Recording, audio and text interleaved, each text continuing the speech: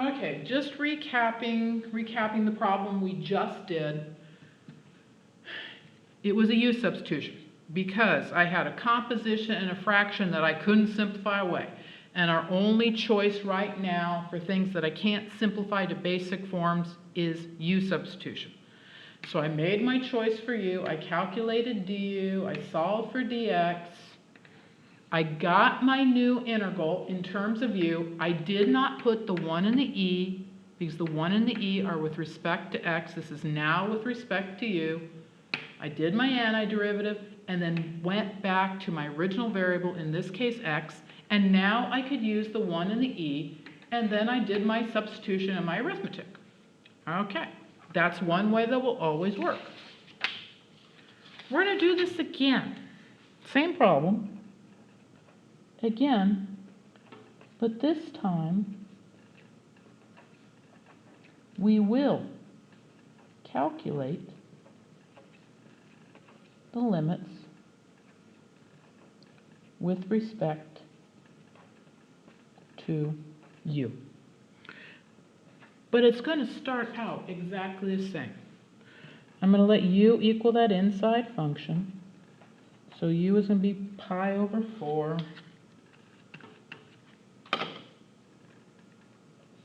natural log of x. Du is going to be pi over 4 times 1 dx. And dx, except pi over 4, not times 1. That would be wrong. And so dx is going to be 4x du over pi. So same first 3 steps. But now I'm going to calculate my new limits. So I had x equal 1 for my lower limit there, x equal 1. Using my substitution, where u is pi over 4 natural log of x, this becomes pi over 4 natural log of 1, which is pi over 0, pi over 4 times 0, or 0. And if x equals e, u, which is pi over 4 natural log of x, becomes pi over 4 natural log of e, which is pi over 4 times 1, or pi over 4. That here is the way I actually prefer to do the problem. Go out just a little bit. This is how I actually prefer to do definite integrals that require u substitution. I like to calculate the new limits, because generally your arithmetic is going to be easier. You know, this wasn't hard arithmetic here. As long as you know the natural log of 1 is 0 and the natural log of e is 1, this wasn't hard arithmetic. This is the way I prefer. So now doing this problem, I'm just going to copy it down again so the writing's a little bit bigger.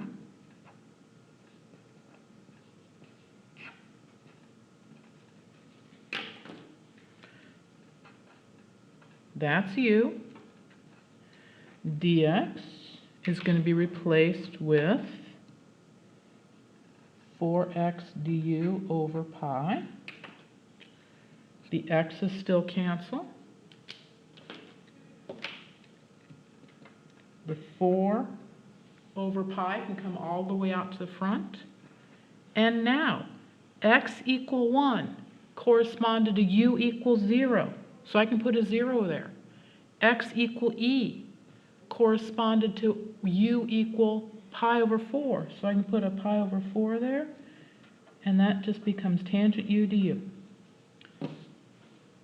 That if I have the new limits, I can write the new limits, as opposed to what I did here and wrote those little asterisk things. Remember, those little asterisk things are just my deal. You're not going to see them anywhere. That's just my deal.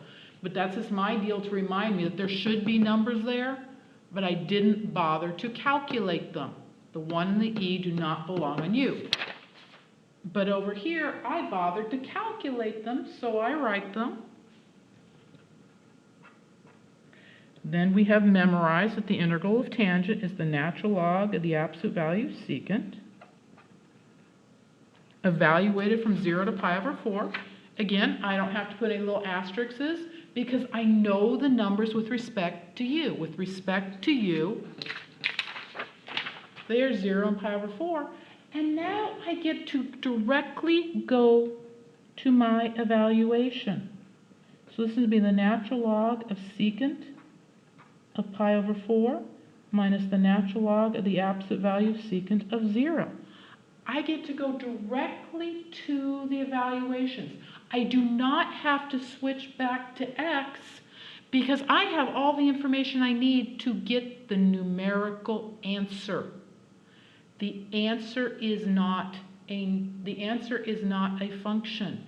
The answer isn't blah, blah, blah, x. The answer is a number, and I have enough information here to get that number. And notice, we are in the exact same spot that we were before, but we are able to do it more easily. We didn't have to do this step of switching back to x. Then here we just did the plugging in, but notice how much more cumbersome it is because this is so much more difficult looking. I didn't have to go to this step of switching back to x because I already knew everything I needed to know about u. And so I got to skip this step that is cumbersome looking and hard looking, and I just get to immediately substitute in and then finish up. The natural log, or the secant of pi over 4 is square root of 2.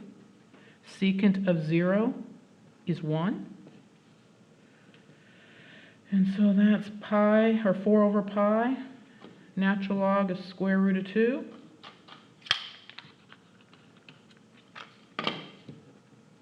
Minus 0. And so 4 over pi, natural log square root of 2,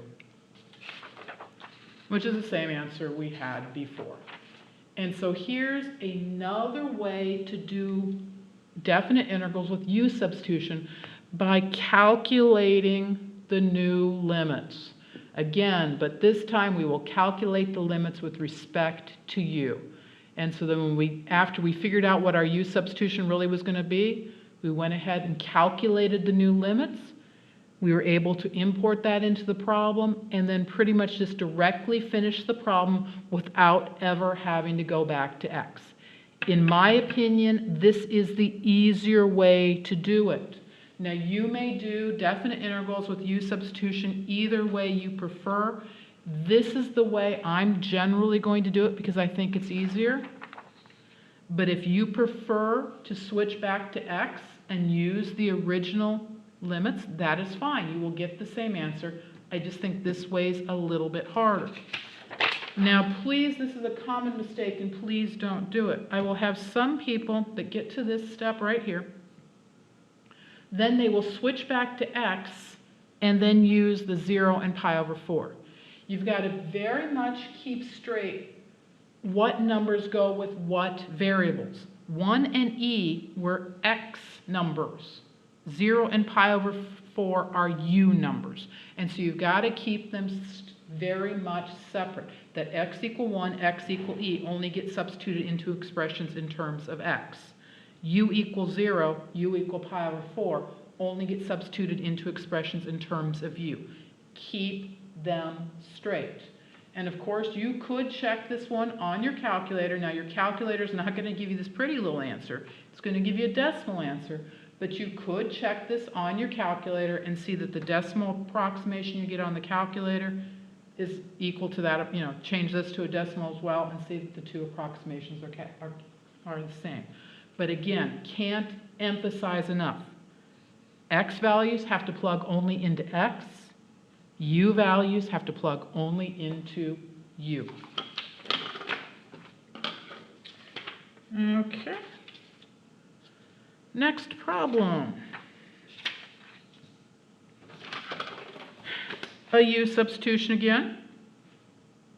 Because I've got a composition and a product that I can't substitute away, so it is going to be a u substitution. Unless you had the better part of your natural life to multiply that out to the 10th power, then distribute an x squared, you could do it that way, but I don't think any of us want to do it. So let's start the u substitution. We're not going to get this problem fully done on this video, but we'll get it started. So let's let u equal the inside. So u equal 1 plus 2x.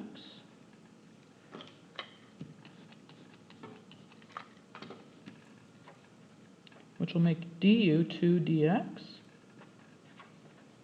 And it's going to make dx du divided by 2. I'm going to do the new limits, because that's the way I like to do these things. So if x equals negative 1/2, u, which is 1 plus 2x, is going to be 1 plus 2 times negative 1/2, which is going to be 0. And if I have x equals 0, then u, which is 1 plus 2x, will be 1 plus 2 times 0, or 1. Okay, so that's going to be u. Dx is going to be du over 2. And so doing my initial substitution, that 2 in the denominator can come out, so 1/2. Just going to put anything on my limits of integration for now, and you'll see why in a minute. Then there's x squared u to the 10th du. And there's a big, hairy, scary problem here. Now, it's a hairy, scary problem, but we will be able to take care of it. I still have an x.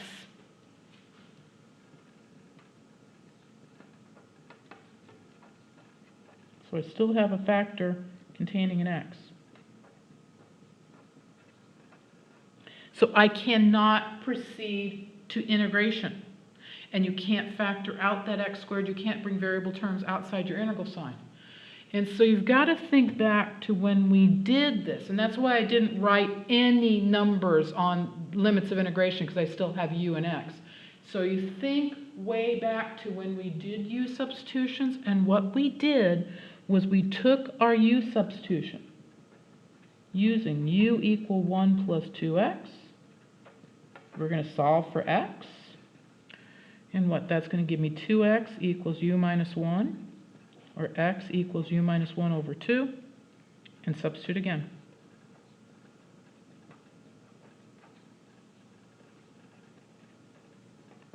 So we were here. We had 1/2 x squared u to the 10th du. Well, I now know what x squared is. X squared is u minus 1 over 2, quantity squared. Then u to the 10th du.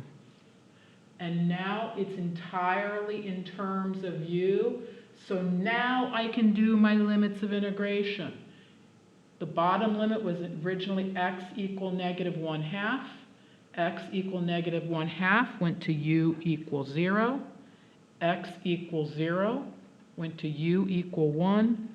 And there's my integral entirely in terms of u. Now we still have some work to do, but there I've got it started. And I didn't write the u limits until I was entirely in terms of u. That is when I wrote the u limits.